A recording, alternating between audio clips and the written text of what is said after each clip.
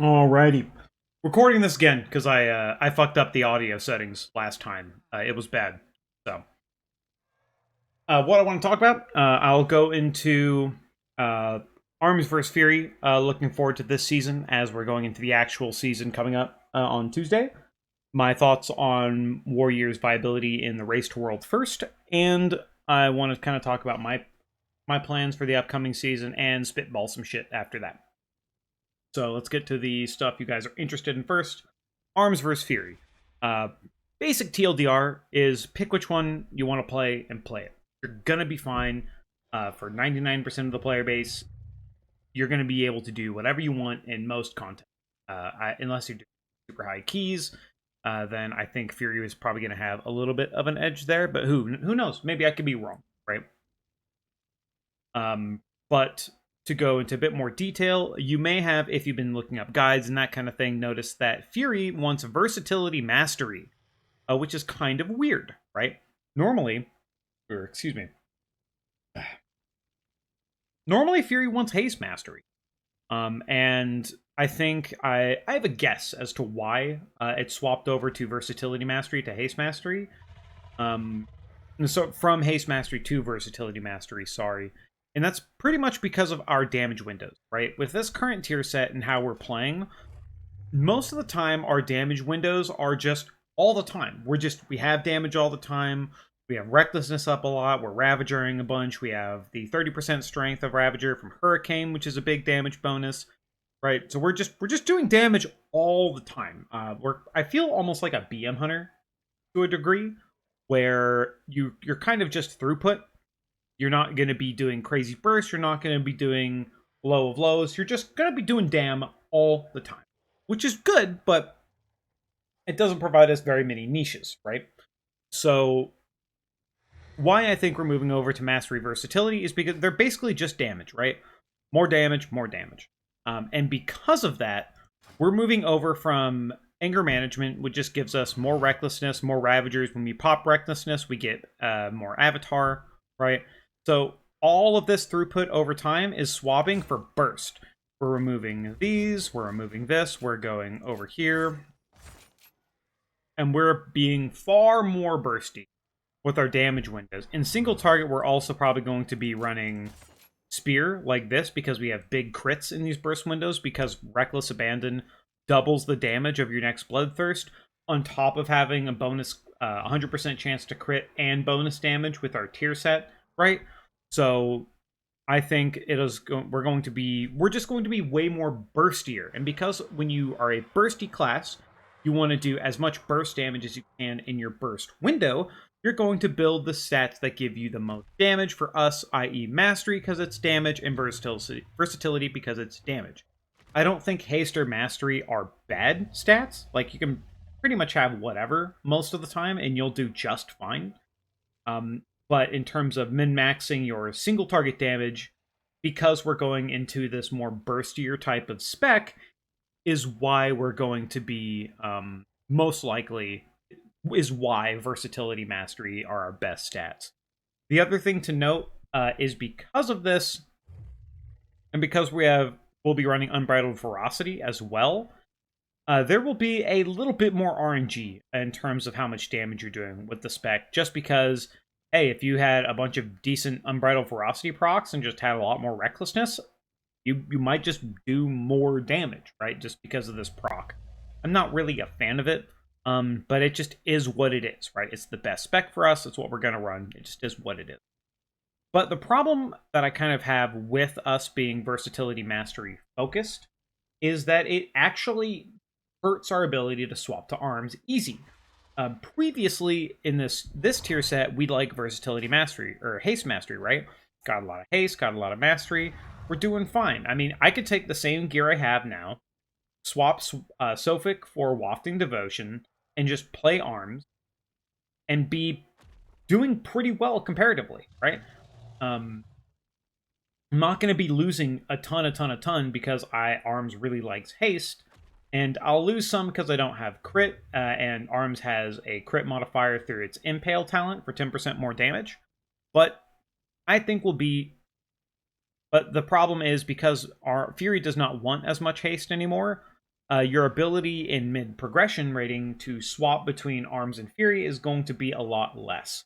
The other reasoning is obviously I have 4 pieces of crafted gear.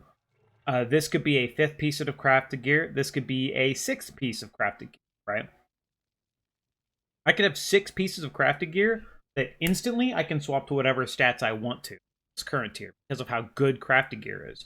But now that myth track gear is higher item level than crafted gear, you're really going to want to make sure you have as much myth track gear equipped as possible. And you're going to be using your tokens to upgrade the myth track gear compared to making crests to crafting this, right? So because of that, I think we're going to be in a bit more of a weird spot when it comes to swapping between arms and fury, depending on the encounter. I think either spec is going to work just fine for most encounters, but let's say there's an encounter where arms, you really need that execute, and it might be better. I don't really know what fury versus arms execute looks like, but arms is probably going to be better execute anyway. Fury just has the ability to do a little more execute damage than it did before through Vicious Contempt and our Bloodbath damage, right? So that's kind of where we're sitting. As a TLDR of all of that, I think I said it at the beginning, but you can play whatever you want. But until you start getting, I would honestly say until like 480 to 485 item level, probably that 480 bracket. If you're at that level, then yeah, you can start to look to min-max your stats a little bit. But the eye level jump, plus 19s are going to drop 470 item level. I will replace literally everything on my character's body with just a base mythic plus unupgraded drop. That's how high the item level is going to be. But realistically, play what you want, you'll do just fine. One thing we do have is sims here, like we go to Simcraft. These sims are changing all the time as the APL is updated. For example, Fury was actually right next to Arms at, I think, for 230k, but then I think the APL changed and it gained some DPS, or it's either Fury gained some DPS or Dev gained DPS and an APL change that slotted them above Arms. But this can change all the time. Take all of these numbers with a grain of salt, and you need to note that none of these numbers have the legendary added to them, right? We don't know what it does. We don't know what benefits it gives us. If the legendary did something like giving us a crazy strength proc, who knows? Arms might be the big meta instead of Fury because of Test of Might and how Test of Might amplifies the strength you have, right? That could happen. We don't know what the proc is, though. So it's just more of a wait and see what happens with that. But either way, you're going to do just fine. And with a legendary, we're going to do even better. So I wouldn't worry too much about that. In terms of the race to world first, I think you'll bring 1 warrior. I don't really think you're going to bring 2 warriors because Rally was nerfed so significantly. Rally was nerfed over 50% and 3 seconds of duration. The current base Rally is 10% and 9 seconds. So essentially, we lost 50% effectiveness and what is that, like 33% duration or something like that on the overall comparatively. That's a pretty hefty nerf to that raid utility. So because of that, you're probably not really going to bring a second warrior. But in the race to world first, are you going to play Prot or are you going to play DPS? I think it'll be a DPS warrior in the race, personally. I think Prot Warrior is in a good spot, and it does decent damage, and it has a pretty decent tier set. But the problem is, I don't really think it brings enough in and of itself. I think Blood DK's ability to live is going to be really good. Blood DK also brings grips if there's a fight where grips are going to be important. If it looks like Unholy hasn't been doing too well, and people are not really going to be playing Breath of Syndragosa on Prog.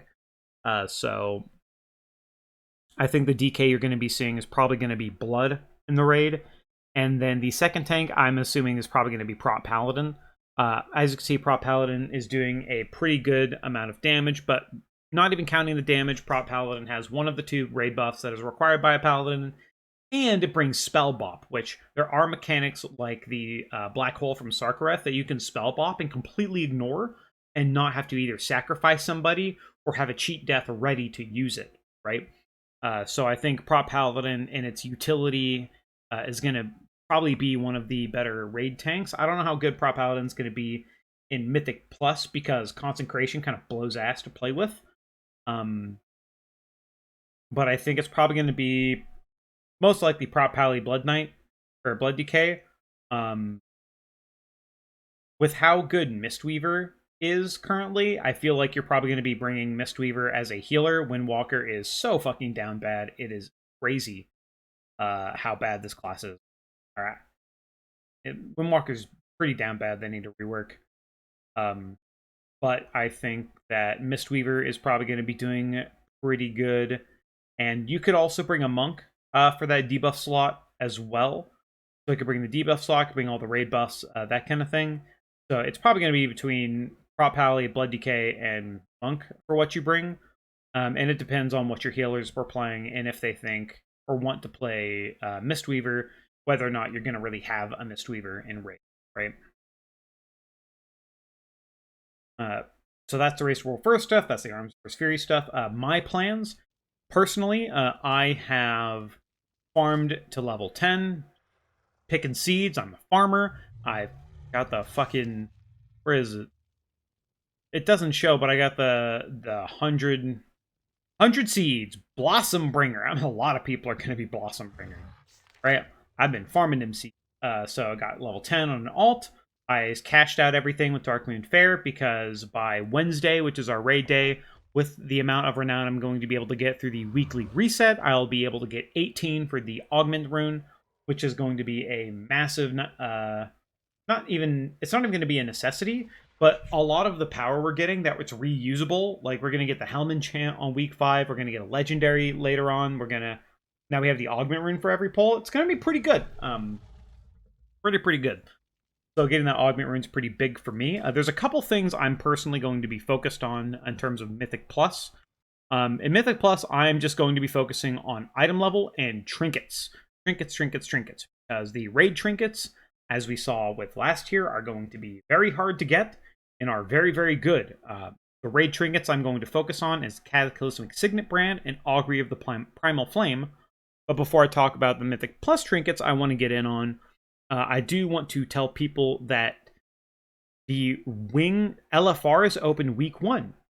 And because LFR is open week 1, there is a tier boss in the week 1 LFR. So don't sleep on LFR potentially getting that early tier if you get lucky, right?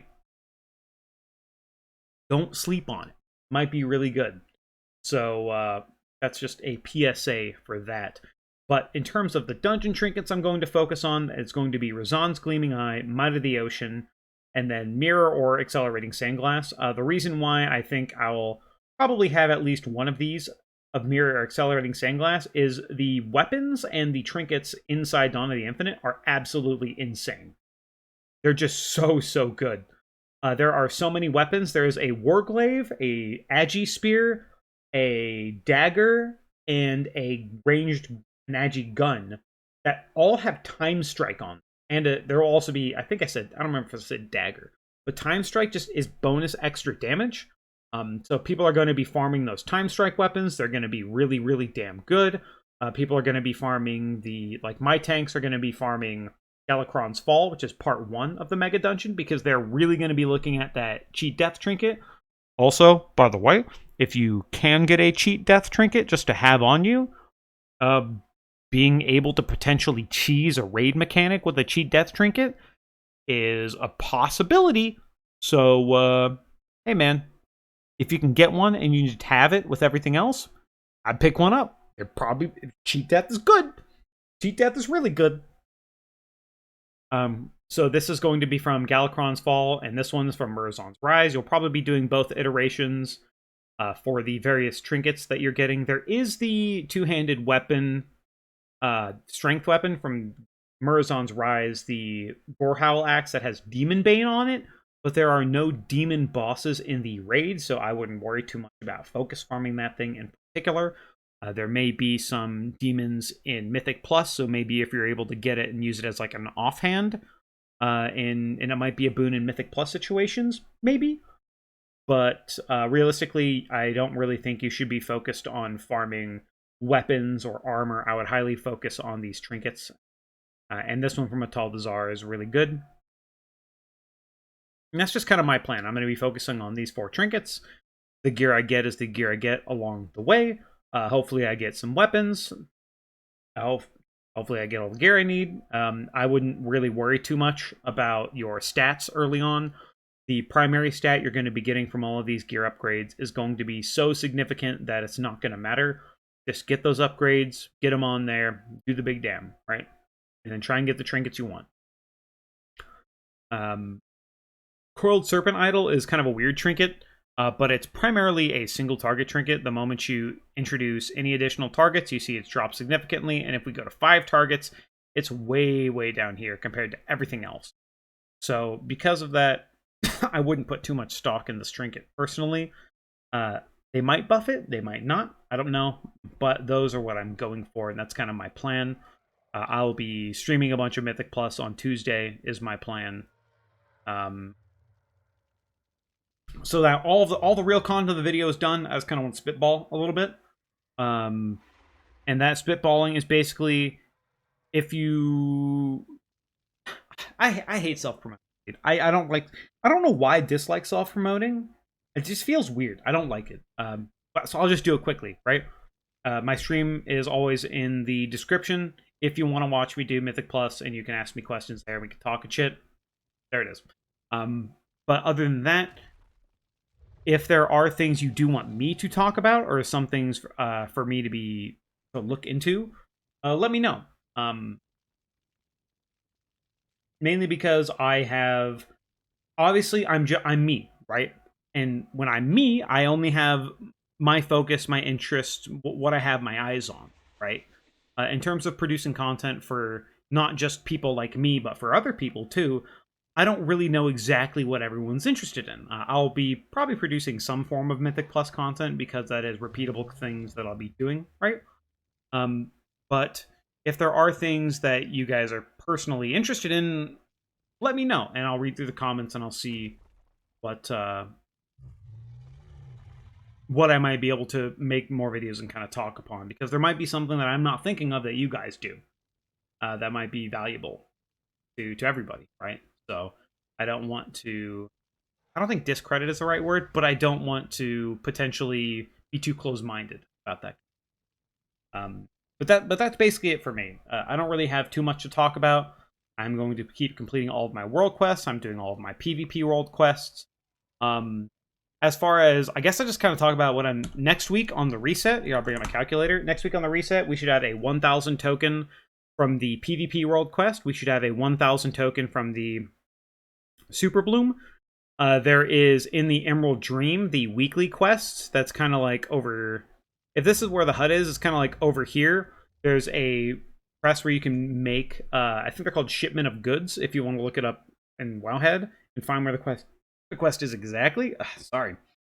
But that is going to be another 500 rep from those 2 quests. They changed how seeds work. I was able to basically abuse seed farming to get my alt to 10 before they nerfed it. But they changed it in a good way, because now it takes the equivalent of farming 50 seeds to farm 1 seed. So to get the amount of weekly seeds you would get from 5 seeds, you would need to farm 250 seeds to get the same amount of value as your first 5 seeds in a week. So that is a good change by them. I wish other people were able to take advantage of it, because before it was too significantly nerfed. But abuse early, abuse often is what it is, right? But from those seeds, you are guaranteed 1250, which can proc to 500 seed, 500 rep as well. There is a quest called Burning Out that people thought we were going to have access to, but I found out Blizzard is clarified, and in a support thread where so many people actually talked about the fact that they couldn't get this Burning Out quest, that Blizzard actually made a statement in their support forum, which was like, hey, look, you want this Burning Out quest? Cool, all right. It doesn't come out until the 14th. So the Burning Out quest, once you do it, unlocks a pick-upable quest here, which gives you another 500 rep token, right? That's another 500 rep from that. And then you're going to have, so what was it? PvP, you're going to have another 1,000 from the next chapter of the Guardians of the Dream quest. So that is 5.2k rep that you're going to be able to get guaranteed through no RNG, right? That's 2 renown levels minimum through no RNG. That's not including world quests. That's not including the Dream Warden's contract through world quests. So that's also what I'm planning on doing on Tuesday to get that rep done, get my augment rune, and be ready to go for Mythic Plus farm. But other than that, I actually don't have too much to talk about. So like I said, if you've got any ideas, things you want me to talk about, let me know. I like I said, I don't like self-promoting to the point where I feel cringe even asking people, because what creators have done is engagement with videos, liking, subscribing, commenting, that shit. That kind of engagement boosts their content to other people, right? And that's why creators do boost and focus on that kind of engagement. But I just don't like it. And I at least wanted to say that because I don't want to ask you to take time out of your fucking day to tell me things you think I would be interesting for me to talk about for you, because you took your time out of your day to tell me that just so I can use you as an engagement method. I fucking hate that, because people are like, comment, subscribe, tell me what you think, but they don't read it. They don't fucking care about that shit. They just want you to engage in the... Ugh. I hate it. I hate it. And I don't blame them for it. It's just how it is. But I don't want to do that. So that's just me complaining about the shit. That complaint might not... You know what? Fuck it, dude. My opinions don't matter. Fuck it. I'm rambling on anyway. So I hope you all enjoy the season as well. If you stop by and say hello to you. If you don't, I hope you have a good season, and I hope to see you around in game. It's kind of it. So yeah, I will catch you on Tuesday. Peace.